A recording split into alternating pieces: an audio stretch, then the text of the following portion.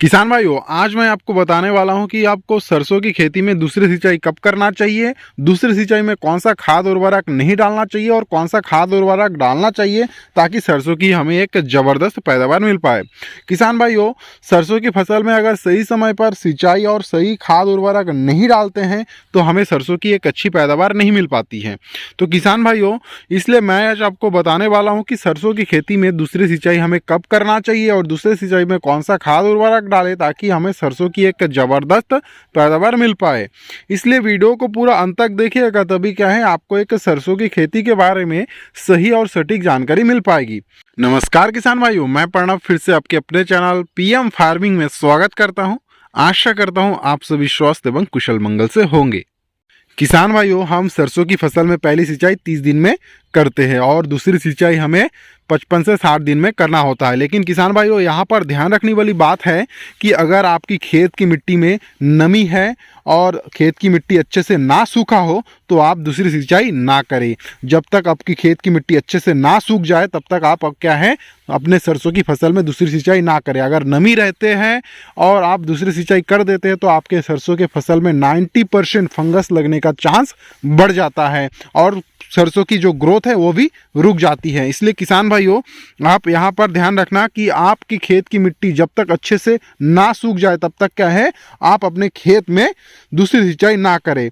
इसलिए दूसरी सिंचाई करते समय हमें यहाँ ध्यान रखना होता है कि अगर आपकी खेत की मिट्टी भारी प्रकार की है तो और जल धारण करने की क्षमता अधिक है तो आपको लेट सिंचाई करना होता है। अगर आपकी मिट्टी रेतीली प्रकार की है, हल्की प्रकार की है और जल धारण करने की क्षमता कम है और फटाक से सूख जाती है तो आपको 55 से 60 दिन के बाद आपको दूसरी सिंचाई करना होता है।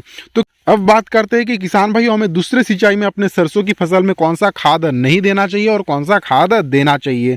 तो किसान भाइयों, हमें दूसरे सिंचाई में अपने सरसों की फसल में यूरिया बिल्कुल नहीं देना है, क्योंकि अगर हम यूरिया अपने सरसों की फसल में देते हैं तो हमारा पौधे की ग्रोथ को बढ़ाती है, लंबाई को बढ़ाती है, ना तो हमारे फूल की संख्या को बढ़ाएगी और ना ही फलिया की संख्या को बढ़ाती है। इसलिए हमें बिल्कुल भी अपने सरसों की फसल में दूसरे सिंचाई में यूरिया नहीं देना है। अब बात करते हैं कि सरसों के दूसरे सिंचाई में हमें कौन सा खाद और उर्वरक देना चाहिए। तो दूसरे सिंचाई में हमें NPK 05234 के साथ बोरोन देना चाहिए। 05234 में फास्फोरस 52% होता है। फास्फोरस हमारे सरसों के पौधे की जड़ को बढ़ाती है, जिससे पौधा अधिक रूप से मिट्टी से पोषक तत्वों को ग्रहण कर पाती है। और 34% पोटेशियम होता है। पोटेशियम हमारे तना को मजबूत करती है और पौधे में अनुकूलित क्षमता में वृद्धि करवाती है। और बोरान क्या करता है, बोरान हमारे जो फूल के परागण क्रिया को बढ़ाती है। जितनी ज़्यादा परागण क्रिया होगी उतनी ही ज़्यादा हमारे सरसों की फसल में फलियां बनेगी। इसलिए हमें 05234 के साथ बोरान की मात्रा भी देना होता है। तो किसान भाइयों, अगर इस प्रकार से आप अगर सिंचाई करते हैं और NPK 05234 के साथ अगर बोरान की मात्रा का अगर स्प्रे अपने सरसों की फसल में करते हैं तो मैं 100% गारंटी के साथ बोल सकता हूं कि आपको आपके उत्पादन में कम से कम 20 से 25% की वृद्धि होगी। तो किसान भाइयों, आशा करता हूं आपको सरसों की खेती के बारे में एक सही और अच्छी जानकारी दे पाया हूं। जानकारी अगर अच्छा लगे तो वीडियो को लाइक, कमेंट और अपने साथी किसान भाइयों के साथ शेयर ज़रूर कीजिएगा। चैनल पर नए हो प्लीज़ चैनल को सब्सक्राइब करके बेल आइकन को प्रेस कर दीजिएगा। इससे क्या होगा, मैं जब भी फसल संबंधित कोई भी नया वीडियो लाऊंगा उसका नोटिफिकेशन सीधा आपके पास आ सके। धन्यवाद किसान भाइयों।